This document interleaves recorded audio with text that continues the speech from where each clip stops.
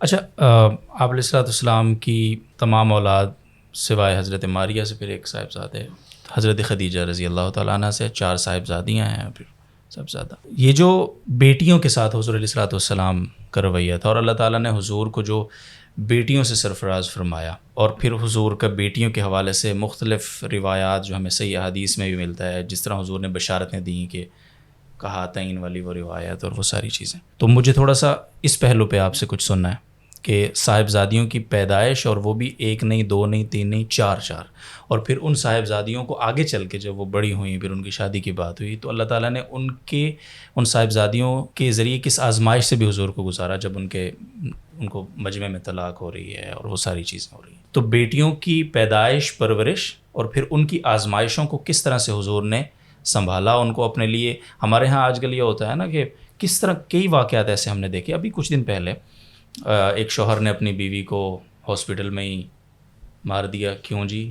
Ultra sound میں آیا تھا بیٹی ہے نا. تو پنوتی سمجھتے ہیں اپنے لیے بیٹیوں کو، خدا نخواستہ، یعنی بہت ہی جاہل قسم کے جو لوگ ہیں، جو ہمارے معاشرے کے کچھ ایسے ناصور ہیں. تو حضور کا رویہ یہاں سے پیدائش، پرورش، دین وہ جو آزمائش حضور پہ جوانی میں آئی بیٹیوں کو لے کر، اس کو حضور نے کس طرح سے بڑے محبت والے انداز میں. پھر حضرت فاطمہ رضی اللہ تعالیٰ عنہ تو ماشاءاللہ پھر دیر تک رہیں، اور حضور کا جو ادب احترام وہ سارا ہمارے سامنے. تو اس کو تھوڑا سا پلیز بیان کیجیے. حضرت فاطمہ کا تو آپ نے ذکر کیا، جی. حضرت زینب کا بھی اشارہ آپ نے کیا طلاق وغیرہ کے معاملے میں. حضرت رقیہ جی رضی اللہ تعالیٰ عنہ کا واقعہ بہت اہم ہے، آپ کی بڑی صاحبزادیوں میں سے ہیں، اور غزوہ بدر پہلا بڑا مارکہ ہے، اور آپ علیہ الصلوۃ والتسلیم اس میں بڑے اجلت میں نکلے ہیں. اس کے جو پس منظر ہے وہ اپنی جگہ.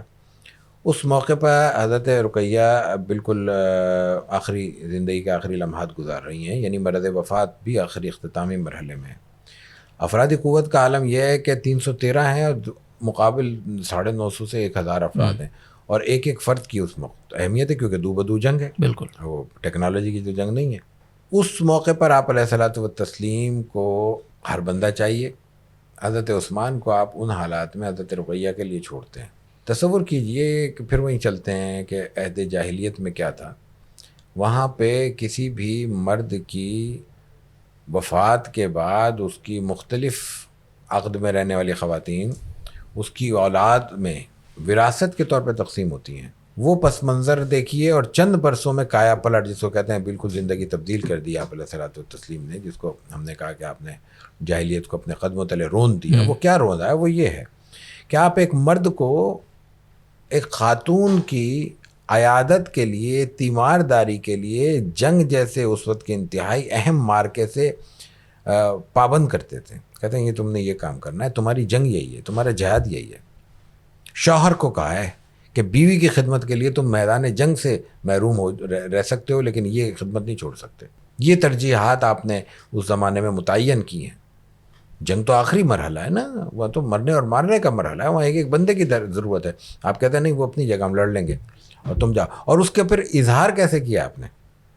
اس کا اظہار اس طرح، اچھا حضرت رقیہ کی وفات ہو گئی ہے اس موقع پہ، اس کا اظہار ایسے کیا ہے کہ چونکہ حضرت عثمان غنی رضی اللہ تعالیٰ عنہ اس جنگ میں شرکت کے خواہش مند تھے، آپ علیہ الصلوۃ والتسلیم کے حکم پر وہ رکے ہیں، تو مال غنیمت میں ان کا حصہ ایسے ہی شمار کیا گیا جیسے کوئی مرد مجاہد کا میدان جنگ میں تھا. یہ حضرت رقیہ کے ساتھ ہے. پھر آگے جو آپ کی ازواج تھیں، آپ کی جو بنات طیبات طاہرات تھیں، ان کی جو اولاد ہے ان سے آپ کا جو رویہ ہے مختلف شکلوں میں، حضرات حسنین کا تو ذکر آتا ہی رہتا ہے. پھر آ جاتے ہیں حضرت فاطمہ کے ساتھ رضی اللہ تعالیٰ عنہ. حضرت فاطمہ رضی اللہ تعالیٰ عنہا کا حجرہ آپ کے حجرے سے تقریباً متصل ہے، بس بیچ میں سے گلی ہے، اس گلی سے آپ آتے ہیں، یعنی قبلے کی طرف پہلا گھر آپ کا ہے، اور پیچھے کی جانب دوسرا گھر حضرت فاطمہ کا ہے.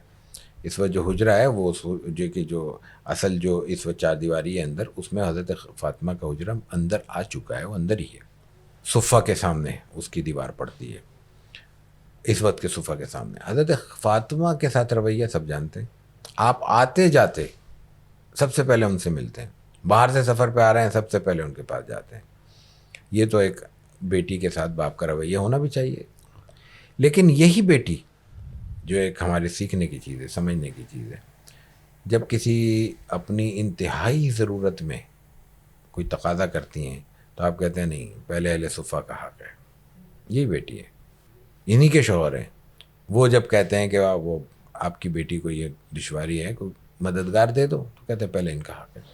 تو آپ علیہ الصلوۃ والتسلیم نے اپنی ذات میں، اپنے تعلق کے اظہار میں ان خواتین کو سب کو اولیت دی ہے. لیکن جب اجتماعی ذمہ داری کی بات آئی ہے اور جب ریاست کے اختیارات اور ریاست کے وسائل کی بات آئی ہے تو اپنی ذات کو ہمیشہ پیچھے کیا ہے، اپنے خاندان کو ہمیشہ پیچھے کیا ہے. اور جب قربانی دینے کی بات آئی ہے ہمیشہ خاندان آگے رہا ہے، ہمیشہ خاندان آگے رہا ہے.